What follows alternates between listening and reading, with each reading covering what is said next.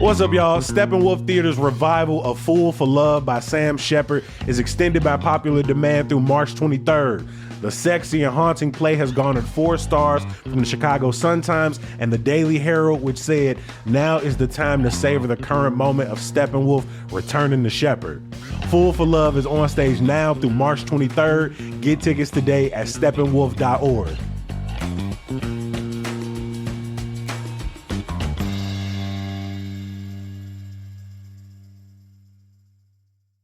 Executive producer Simone Alicea here, and I want to make sure you don't miss your chance to explore the world of James Bond. 007, Inventing the World of James Bond, is now open at the Griffin Museum of Science and Industry and must close April 6th. Get up close to the iconic cars, gadgets, and props from the Bond films. See how real-world science brings 007's adventures to life, from a prototype jetpack like the one in Thunderball to today's Gravity Industries jet suit. Design the perfect spy vehicle, dangle from a steel beam, and more. For tickets, visit msichicago.org.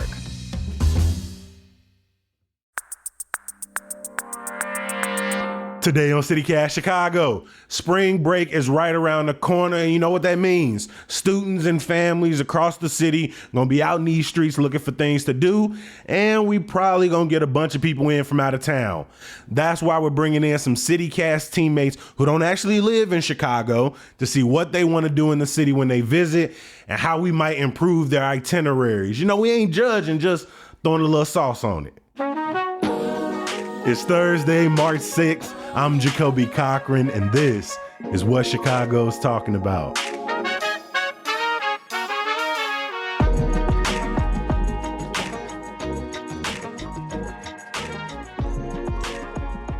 We are talking all things spring break today, and we have 2 very special guests in from the broader CityCast Chicago team. Our newsletter editor, Ava Wojnowski. Ava, welcome to the podcast. Hey guys, happy to be here. And our roving producer, Lizzie Goldsmith. Hi, excited to be here. We've also got executive producer Simone Alicea in the building. Hey, Jacoby. So Lizzie and Ava, they do not live in Chicago like the rest of the CityCast Chicago team does. And so when they're thinking about their spring break, visiting the city, we thought it'd be a cool idea to hear, like, what would they do when they were visiting the city? And then essentially me and Simone are going to provide them some recommendations, some tips, some tricks. And I mean, if they throw us something that, you know, we're like, you should avoid that and maybe go here instead, we might provide a little constructive criticism along the way as well, while shouting out some of our places across this amazing and hard to do in one weekend city. So let's just be clear with that. I'm going to start with you, Lizzie. You've been with the CityCast Chicago team the longest. We've known you for the last few years. And at the time of this recording, you're actually in the Chicagoland area right now. First time in 10 years. Yeah. Oh my God. How familiar are you with Chicago? I went to undergrad in Indiana. So that's kind of around when I came to Chicago the most. Like, I have this vivid memory of like my first deep dish pizza and going to the art museum in like January and, you know, several things like that. And then coming back a few times in the summer. So one of my big Chicago memories is like being stranded in O'Hare for like 12 hours, also in college, which actually was a really interesting experience. It was not bad, but no, I've had to make the decision before. I've gone to O'Hare and got a flight like canceled and then moved to like maybe 6 hours later. But at the time I was staying in Calumet Heights, which y'all would know is on the far south east side of the city. O'Hare is on the far northwest side of the city. It was not worth making the trip all the way an hour and a half plus back to where I live. So I just kind of rode it out, went to some restaurants, slept on a bench or two, you know, had to do what I had to do. Ava, what about you? How familiar are you with the city? Yeah, so I grew up just outside of Milwaukee, Wisconsin. So I'm also fairly close to Chicago area. I've had the privilege to go a lot, actually, with my family. We would go often for Thanksgiving because in high school, like, you have a little bit of a longer weekend, and we're not a huge like traditional Thanksgiving family. So we'd kind of just spend our time in Chicago exploring, doing some shopping, seeing the parade. Always loved to do that. And then I went to school at UW-Madison, and my college roommates and I made a day trip there my senior year, which was one of the highlights of my senior year for sure. We got to go to Navy Pier, explore, and see all the sights. So yeah, I've been there a ton. Absolutely love the city. I'm excited to hear more about the wrecks that y'all think in comparison to the wrecks that I kind of have in mind. Mm-hmm. I think what I really love about this episode idea and what I indulge in is this opportunity to listen and hear about the city through you all's eyes. I think by virtue of living here, we sometimes take the city for granted. We like put things off that we really want to do, or they're like tourist attractions that we're like, you know what? I wouldn't go there. But oftentimes when I'm listening to people visiting the city and that energy they have to like get in as much as possible, it sort of reinvigorates my excitement for different neighborhoods, different parts of the city, places I probably wouldn't go from week to week. Simone, if you could put yourself back in the shoes of younger Simone coming here as a younger person, what were some of the like things about Chicago you just really wanted to do that were on your early Chicago bucket list? Art Institute, 100% way up there, just because there are so many famous paintings at the Art Institute that I feel like we in Chicago totally take for granted. Of just like, we have originals of what now? Like, that's top tier.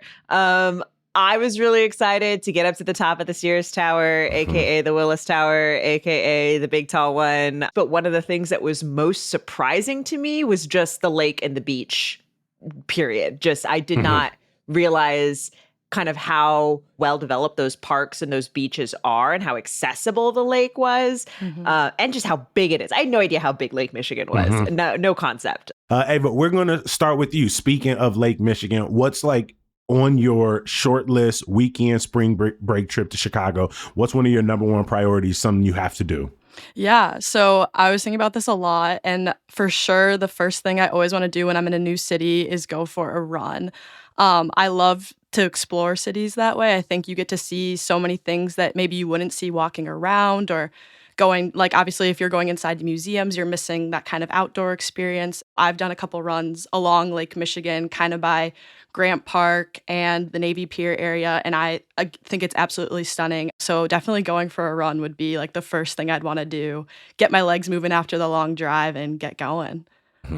We are on the opposite ends in terms of our first way to get active in a city, my G. I appreciate that your first thought is like, I'm going to put my running shoes on. I'm going to go explore a couple miles of this city. And I really can't push back on any running path up or down Lakeshore Drive. I was just at Navy PR friends over at WBZ. I was on Reset a couple of weeks ago, and I just explored through Navy Pier the last time I was there. And there's so much more going on inside, and there really isn't a view that you can beat along the lake. And so, Simone, do you have a favorite part of the lake to walk and or run if you feeling it? Oh, I mean, there's no bad part of the lakefront path. I mean, I think if you're downtown, like a really, really nice walk is like Museum Campus to the Loop, right? It's probably a little short for you, Ava, but for those of us who don't run on the regular, it's a nice walk and it's like a nice little piece of it. Navy Pier, by the way, our sponsor for the 1,000 Things We Love About Chicago Week. So very excited about that. We love them on the list of 1,000 things we love about Chicago. If you're looking for, obviously the lake is an obvious running path, but I would also put in a plug for the 606, which is an elevated I was gonna say that too. Biking. I mean, it's hard not to talk running trails and not talk about the 606, right, Jacoby? Like and this is, an elevated biking running trail, relatively new, and is sort of just kind of beautifully built, and it runs east to west. It runs sort of from like just north of Goose Island out west past Humboldt Park. And what's cool about it is you can like get off and explore neighborhoods like Logan Square, like Humboldt Park, spots in Westtown where, there's lots of like cool local shops and restaurants that kind of get you out of the downtown bubble. So that would be another running path I would definitely check out. As much as I was giving praise to Navy Pier, Grant Park during spring break, I will say these are going to be some of the most congested running paths, particularly when you're running on the new elevated connector between like DuSable Harbor and Navy Pier. and bikes and people are right next to each other. It can get very narrow. People are going very fast. So if you really do want to go in the lake, I might consider, if you're looking for a little more sort of open air, moving just a little further north, maybe from like North Avenue Beach towards Montrose, where Simone is, or coming a little further south past Museum Campus and starting around like Soldier Field, Northerly Island towards 31st Street Beach. Because once you get to Museum Campus through about Oak Street, that's where your most amount of congestion is going to be for runners, walkers, bikers, strollers, dogs, and you start getting a lot more turns. It's not just like a straight path. No, that's good to know. Yeah, I'm also a runner, so this like is something that I've been thinking about a lot. And walking around, I'm staying in Evanston, seeing the lake for the first time in a long time. But like one other place I enjoy walking sometimes is like cemeteries. I feel like especially this kind of more gloomy time of year, like maybe not for running in cemeteries, but kind of niche, but wondering if anyone has any recs on that front. I actually do have some cemetery recs, which people, I bet you start with Graceland. I am going to start with Graceland Cemetery here in Uptown. Graceland Cemetery is one of our historical cemeteries, and so they do like tours and stuff as well, and there's lots of famous people, and there's ghost stories, and they're also an arboretum, certified arboretum. Right, they're certified arboretum, so it's also beautiful. That's the other trick. Another one up here on the north side, Rose Hill, is just really large, also historic, also has some like nature areas. There's like a park that abuts the cemetery that I think is kind of one of the most underrated little kind of pockets of nature. And then if you're looking for something on the south side, Oakwood Cemetery is another historic cemetery. There is a significant number of Black veterans, I believe, who are buried at Oakwoods. From the Black veterans who died and fought in the Civil War. In the Civil War, yeah. Mm-hmm. You also got the first Black mayor of Chicago, Harold Washington, civil rights leader and journalist Ida B. Wells, Olympian Jesse Owens. I actually lived a half a block away from Oakwood my entire life and never knew its cultural significance. I just grew up being like, why do we live next to a cemetery, Ma? And she just told me to be quiet. I think she probably mentioned Harold Washington at some point, but you also have Burr Oak Cemetery, where a lot of my family are buried, but you also have some historical figures there as well. Dina Washington, Emmett Till is buried there as well. So many options, and not in a lot of the tourist guide to Chicago. Here's the cemetery you should walk through. So thank you. Mm-hmm. Ava, what's your next pick? My next pick would be something I also love to do, especially in cities, is grab a book that I really like and am reading and go to a coffee shop and just kind of have my main character moment of sitting in a new city mysteriously, reading my book, sipping on my latte or whatever I choose. And I recently, when I went to Chicago, the hotel I was staying at recommended the Goddess and the Baker coffee shop because it was just one really close to my hotel. I really enjoyed my experience, but I also know that this one has multiple locations. I even think there is one when I looked it up in Wisconsin. So I'm just curious if you guys have like more niche coffee shop recs that are the maybe hidden gems in Chicago that I should check out next time I'm there. Jacoby, I don't know if you felt this way, but when I saw this on Ava's list, I was like, oh boy, how much time do you have? Yeah. Right? And I don't even drink coffee. Yeah. And I still had like 3 or 4 that jumped out, but for reasons that aren't the drinks. But I will say, if you go to Goddess and Grocer, the one off of, I think it's Wabash and Madison, is real close to Magnolia Bakery. So you can pull up and get that banana pudding or that German chocolate cake. So Simone, you start us off though, because you actually drink coffee. I do actually drink coffee. I do feel like the Loop and some of the proximate neighborhoods like River North, maybe South Loop to a lesser degree, West Loop to a lesser degree. I do feel like there's kind of a dearth of vibey coffee shops. Like they're really there to serve, the working crowd who's there downtown who just needs to get a coffee, needs a place to work. Like, I don't know. It's just in the neighborhoods, you will find stuff that is super interesting, my favorite coffee shop up here on the Red Line is First Sip Cafe on Argyle. Argyle, of course, also home to Asia on Argyle. Chicago has kind of two. We have Chinatown on the south side, and then we have Asia on Argyle on the north side. And so, obviously also lots of culture and food to experience in that area as well. First Sip, very witchy, very, cool. I love the flavors on their drinks. They've just got such a cool vibe. They do so many cool events. Also up here on the north side, Lizzie, this might interest you. There's a spot up here in Andersonville, I think, called the Understudy, which features plays. Like it's a play library. And so in addition to a coffee shop, that feels very main character to me as well. Over on the northwest side, I like the Brood in sort of Logan Square, Avondale area. That is a horror themed coffee shop. Again, also excellent flavors. Geez Louise, I can really go on and on. There's so many good ones. Hit your tag, say your partner. Come on, Matt Hardy. Let Jeff Hardy come in here real quick. Yes, go for it. So I don't really drink coffee, but in terms of a place with good vibes, I have a few. If you're looking for a nice outdoor spot and you just happen to find yourself on the far south side in Beverly, we got to talk about Afro Joe's. Okay. Good sandwiches, good drinks, good lemonades, and a nice patio space to read. If you like me and you like a good place with like knickknacks, maybe like a Japanese barbecue sauce, that would be a place like Carver 47 in Kenwood. But they also have podcast studios that people rent out, like a workspace people could sit in. Robust Coffee Lounge near the University of Chicago in Woodlawn. The best barbecue brisket grilled cheese sandwich. They also have like breakfast pancakes and oatmeal. Monday Coffee in the Starling Community Center, which is a place that people can work. They can also rent studio space. They really celebrate the continent of Africa and its place in the history of coffee. And then my last recommendation is in the West Loop. And it's Drip Collective. And it's mostly because it's quickly become one of the coolest effing places to stop in the city.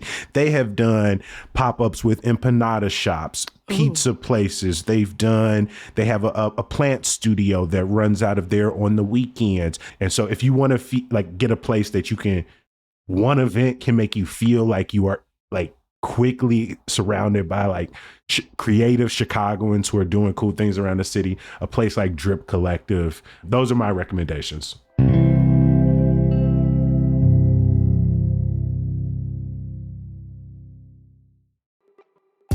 Executive producer Simone Alicea here, and I'm here to tell you time is running out to step into the world of James Bond. 007 Science, Inventing the World of James Bond, is now open at the Griffin Museum of Science and Industry, and it must close April 6th. I had a chance to catch this exhibit in the fall, and I gotta tell you, it was super cool, and you don't want to miss it. This first ever official exhibition explores the science and technology behind the world's longest-running movie franchise. Get an up-close look at the iconic cars, gadgets, and props from the Bond films, and discover how real-world science helped create 007's on-screen adventures. See incredible Bond gadgets alongside the real-life inventions they inspired, like a prototype jetpack from Thunderball and today's Gravity Industries jet suit. Test your ability to design the perfect spy vehicle, dangle from a steel beam, devise amazing stunts, and more. Get your tickets today at msichicago.org. That's msichicago.org. Lizzie, I want to ask you, I know when you are traveling to different cities, when you're here in Chicago, you really prioritize getting out into the arts community, the art scene. Have you seen anything thus far in the city? I have not yet, but A Raisin in the Sun at Court Theater, it really caught my eye. So I'm from Denver, came up from Denver, and I see a lot of shows there. And so whenever I go to like a new city, I'm like, okay, I want to see something that I can only see here, right? I don't want to like catch the Broadway tour or whatever. As much as like I want to see a lot of the shows too, it's like, okay, I'm only here for a short period of time. What's something like a theater or a show or like a director, something that's like, yeah, this is like this is something I don't want to miss. Like that's what's on my radar. So I know A Raisin in the Sun is, it's a well-known play and a lot of people Classic. have done it. But also classic in Chicago, right? Lorraine Absolutely. Hansberry, obviously, a Chicagoan. I mean, this is another one, Jacoby, that I saw this and I was like, oh boy. All right, where do we start?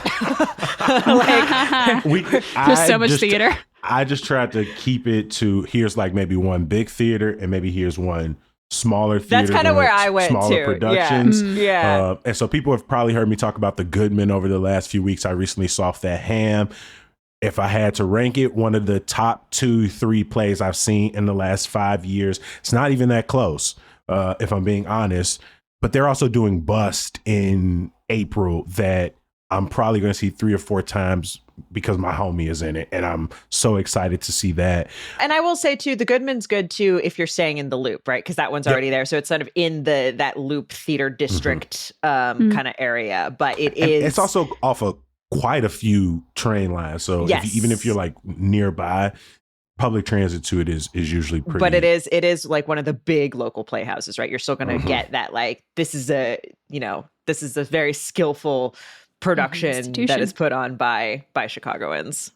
Yeah, and then I'm really loving the work that's happening over at the Africa Rib in Humboldt Park. Last year, I saw The Wizards being put on there. It was directed and written by Ricardo Gamboa, and he's back directing another play, The Pillow Man, which opens this month and is running through April. He recently directed Ruth on Rocks, which also played in a storefront theater on the Southwest side, and it was the story of this Southwest Chicagoan and her journey through the city and with her family. And so they really, Ricardo and his team, they really do stories that like speak to the everyday stories of Chicagoans, our everyday experience. Another big one, also a sponsor of CityCast Chicago, but they always do great work. Steppenwolf over in Old Town, kind of Lincoln Park area.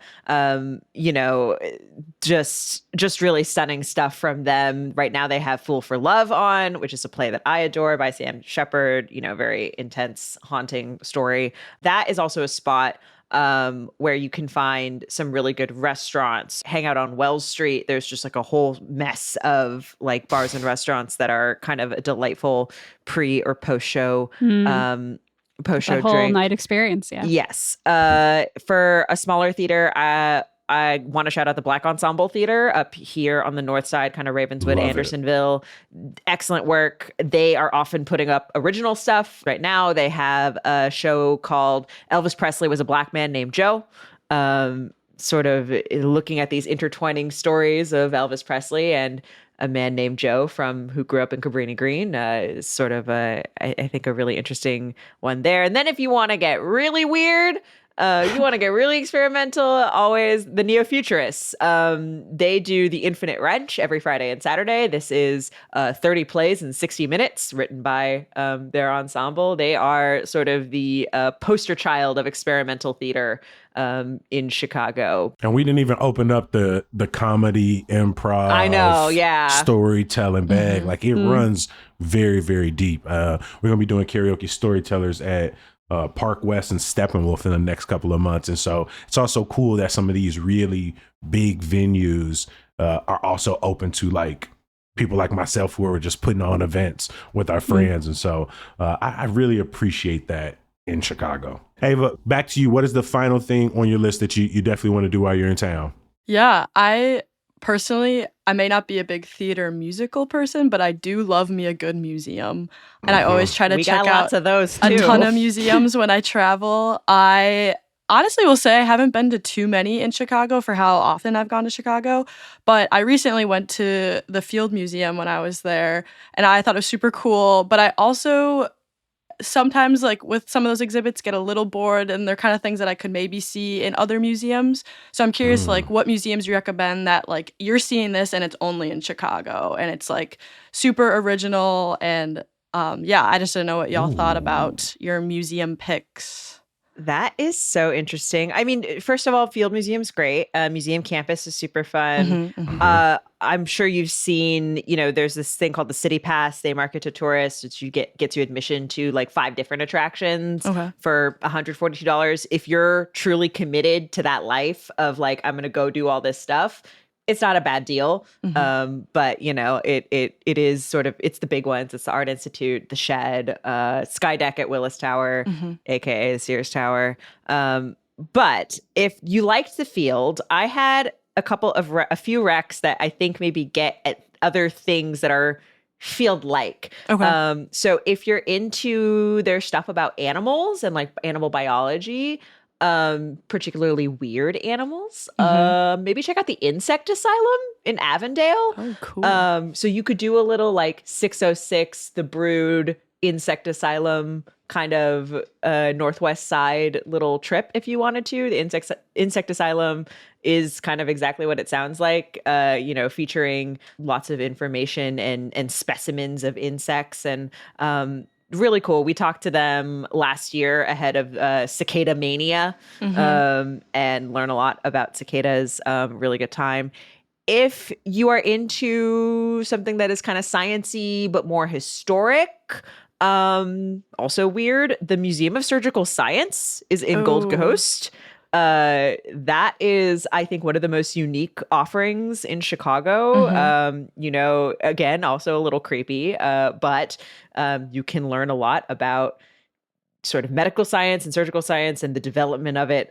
Really interesting stuff. And if you like the Field because it makes you feel like a kid, because I know a lot of those exhibits are really kind of geared toward That's students. definitely where I was going with that. Okay. Maybe try the Slumu Institute, which is like a slime museum. An experience. I thought you was going to say ice cream museum or like museum of wonder, but you went with the slime one. Like, that's on brand, my G. Slime feels more Field adjacent to me. Like at least slime is like almost science, like it requires you to mix things together. Slimu, it is kind of a little bit one of those like Instagram-y kind of, kind of there for the hype, but you do get to play with slime and like hang out and learn about stuff. And it is, I think there's a lot of inner child healing that can happen out there. So those would be my 3 recs for sort of Field adjacent experiences. And Slimu is also quite close to downtown. Cool. Good to know. Some of my recommendations would be the National Puerto Rican Museum in Humboldt Park. They also have a new exhibit opening this weekend, Archivos Vivos, which is going to be planned through January. I love the National Museum of Mexican Art. The Sorwana Festival just started. And that museum is free entry. And that's going to be running through the month. I love the DuSable Black History Museum and Education Center in Washington Park. And then Chicago also has a very cool gallery scene. So if you are looking for something, but you're going to get like bored quickly, something like the Jackson Young Gallery in Wicker Park, I walked through it over the weekend and it's big enough that you can spend like 45, 50 minutes, but it's really like easy to pop in and then pop out back on Milwaukee and sort of get back to exploring the neighborhood. And so looking for like some small art galleries that you can quickly go in and out of might be something to look into.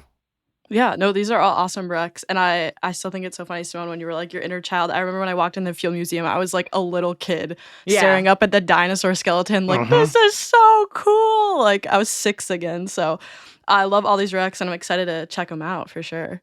I think I've only ever been to the art museum, so this is very illuminating. There are a lot of museums. Yeah. There are so many. The Field Museum and the Art Institute, like in particular, those are places that like hours can just go by if you want to just spend all day getting lost. My boyfriend and I thought we were going to do the whole Art Institute in 4 hours. And every time I go, I say that to myself. And it's the dumbest thing. It's wrong. It's incorrect. It's wrong. Lizzie, over to you. What are a couple more things you're really looking forward to during your time in Chicago?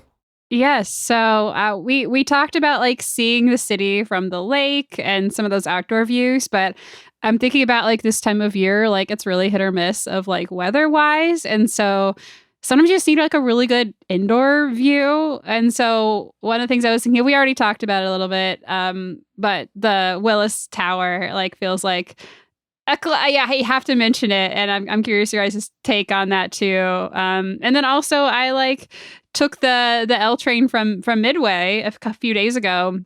And I was seeing some great views of the city from there too. And so I'm like, maybe there's some more ways to see the city and, stay warm than I thought. I think Willis Tower, you should do at least once. I think it's a really excellent experience. Like the sky deck, it is freaky to be out there and feel like you're hovering. L routes, I actually think the Orange Line is one of those underrated ones, like especially that ride from Midway. Like you really get to see you're really seeing like a real Chicago there. Obviously, the red line and the blue line are kind of go along highways, so it's not the best, view on the world. The red line heading south, and they go underground. Yeah, and they go underground. So like those are they're underground downtown, and so like definitely not going to see anything there. But the rest of the loop, the rest of the elevated lines, which is all the other colors, obviously you're gonna get cool stuff to loop. I think the pink line is another one that's probably underrated. Yeah, I think the brown and the pink line. Yeah, the brown's great for the northwest side. Yeah, I think the green line coming out of downtown, but yeah, the pink line after it makes its loop starts to go west. The brown line goes northwest. I think those are probably like two of your lines that you're gonna get some great views moving through the city. I think the brown line has this like Merchandise Mart view. Yes. Well, because it stops at Merchandise Mart. Yeah. Yeah. I do love a city that really has good public transit. And so that's a quick way to endear me to it. And I appreciate you saying that because we spend most of our time when it's public transit. Complaining. We mostly complain about it. Mostly complaining. I had one little anecdote about the Willis Tower and like the sky deck. I have actually never done it either. But I've tried to once, and we bought the tickets and everything. But then the day we got there, it was canceled because it was too windy. Yeah, which like totally freaked me out. That I was like, wait a second. So, just a note for anyone listening who's considering doing it: check the wind. I've also done the Ferris wheel at Navy Pier, and I know that's not like as high, but it was a super good view in my opinion, and a little, again, the heights thing kind of freaked me out. And I was a little bit like, okay, but it's still really cool and beautiful to see the lake a little bit more over there. If heights are not your thing, but you still want views and you like want to kind of like see the city, river tour, getting out on the river, like that is like such a great way to like see obviously there's the architecture tour and you can learn about the architecture, but like if the view is what you want, but you don't want to be up high, the river's the place to go, in my opinion. We haven't spent a lot of time talking about food, so I got to ask both of y'all, what is the sort of iconic Chicago food that you have to try while you're here? The foods that a lot of us, like me and Simone, we probably take for granted, eat on celebrations or weekends, or don't very much think about. I mean, I feel like I'm basic and like deep dish pizza. Like I got one yesterday. That's like the deep dish from Lizzie. Lou Malnati's. Sure. Yeah. It happens. Okay. Yeah. That's also that's the one I had heard of too. And so I was like, you know what? I understand. I should bring this to the standard. group. It's standard. Illuminati's, Gino East, Giordano's. Those are your franchise deep dish places around the city. Again, similar to like a Navy Pier, a lake, we got Giordano's in my household like, maybe once a year, but we also got Chinese food and Harold's like once a year. And so anything that was made outside our house was like special. And so I still appreciate like a good Giordano's with the group on like a football Sunday. But if I'm going to go out for deep dish or pick it up, Pequod's, and that caramelized crust, Angelo's in Archer Heights. They've been cranking them out for 30 plus years. And then a tried and true for me, which, my pops put me on when I was younger, was Nancy's. And I think they have a couple locations as well. And so, Ava, what about you? What's the thing you like to grab when you come?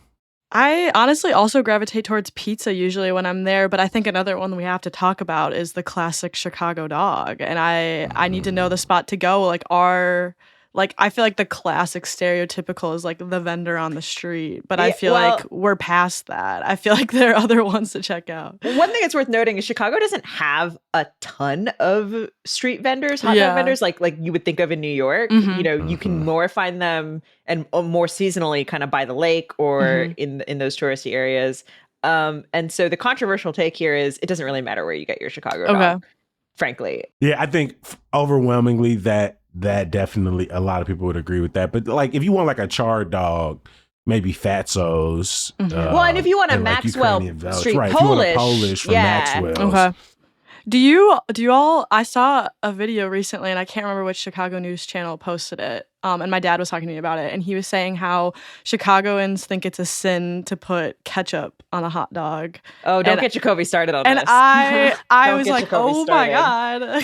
So I just saw that on the news and I thought that was an interesting story that they were talking about. Yeah, a lot of folks basically say it's childish and that the taste of ketchup overwhelms everything, similar to a banana in a shake.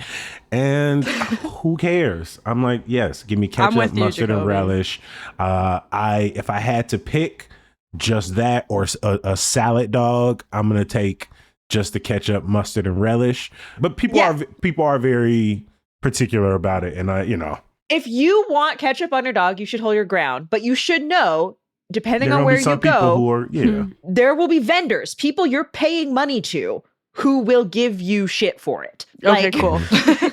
And sometimes it's in the brand, like Wiener Circle, they're gonna give you shit regardless of what you buy. Right. But then there's some places they are just, if they think it's, they're an original Chicago, and if they think they're just like protecting Chicago, whatever their reason is, some people are very snooty about it and have told me they won't do it, and they'll just point you to like a little stand of packets or a ketchup dispenser. But it is what it is. Like I said, you should stand your ground. If you want something on your hot dog that you're paying for, but you might prepare for a confrontation about it. I can handle it. The ketchup is coming with me. I can handle it. I feel like you've covered so much. Like, I'm glad we're recording this. Lizzie, I was going to jot notes and I'm like, it's literally being recorded. Why am I doing that? So I'm on the same page. This has been super, super helpful, guys. I want to give a huge thank you to everybody who is with us today. First and foremost, our executive producer, Simone Alicea. Hey, thanks, Jacoby. Our roving producer, Lizzie Goldsmith. Thanks so much. After helping behind the scenes on so many episodes, it's great to be behind the mic this time. Woo! And our Hey Chicago newsletter editor, Ava Wojnowski. Thanks for having me. Happy to make my CityCast Chicago pod debut. Hey, and if you got some spring break recommendations you want to float to the team, please reach out to us, 773-780-0246. Remember, our inbox, our voicemails, they're always open to your episode ideas, your suggestions, your comments, your praise, your pledge loyalty, whatever you want to leave. We're here for it. Before we get out of here, make sure you bookmark our website, chicago.citycast.fm. Subscribe to our daily newsletter, Hey Chicago. Today, we've got some coverage of the mayor's testimony in front of Congress out in D.C. Shout out to all of the Chicago reporters out there tapping in. It was a long testimony yesterday. I dropped in a few times. The mayor seemed, in my opinion, largely composed in the face of, at times, some absolute wild lines of questioning. We're going to be talking about it more in tomorrow's pod. So again, please tap in with the newsletter. While you're there, go rummage through our events calendar. Now, we can't shut the door without some good news. Every first Thursday of the month at Laugh Factory, Las Locas Comedy celebrates all the badass women in Chicago's comedy scene. This month features my G. Kelly Howard. They're going to have Cecilia Gonzalez, Janice Rodriguez is hosting, and so many amazing people on the lineup. I got a ticket link for you in the show notes. As always, I appreciate y'all for listening and reading. We're going to be back bright and early tomorrow. Just do me a favor. Be here with us. Peace.